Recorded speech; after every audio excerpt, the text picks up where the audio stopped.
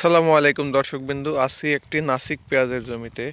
অনেকে আমাকে জিজ্ঞেস করেছিলেন যে আমরা যখন পেঁয়াজ উঠাইছিলাম কিংবা পেঁয়াজগুলো দেখাতেছিলাম, তখন অনেকে জিজ্ঞেস করছিলেন যে ভাই এই সময় নাসিক পেঁয়াজ চাষ করলে হবে কি না, কিংবা লেট চাষ করলে পেঁয়াজগুলো হবে কি না। তো তাদের জন্য এই ভিডিওটা, যারা বলছিল যে ভাই লেটে কেমন হয়, কি কি হয়, তাদেরকে আমি বলেছিলাম যে ভাই লেটে এই পেঁয়াজটা হয় না আর কি, একেবারে হয় না। তো সেটার প্রমাণ আজকে আপনাদের দেখাবো। এই যে জমিটা, এটা নাসিকের জমি। পরবর্তীতে যত্ন করা হয়নি, যখন দেখা গেছে পেঁয়াজটা হবে না তখন যত্ন করা হয়নি। দেখুন এই যে নাসিক পেঁয়াজের গাছগুলো, গাছ হয়েছে ঠিকই কিন্তু গাছের গোড়াতে কোনো প্রকার গুটি নেই, এবং এটা পরবর্তীতে কোনো গুটি আর হবেও না। শুধু একটা না, যতগুলো আছে সবগুলোতেই ঠিক একই রকম, কোনো প্রকার গুটি নেই।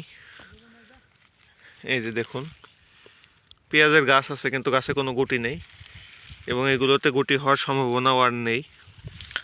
তো যারা নাসিক পেঁয়াজ চাষ সম্পর্কে, যেমন নাসিক যেমন ভালো একটি জাত, নাসিক পেঁয়াজ চাষ সম্পর্কে যদি একটু ভুল হয় তাহলে কিন্তু এরকম খারাপ রিপোর্ট আসবে।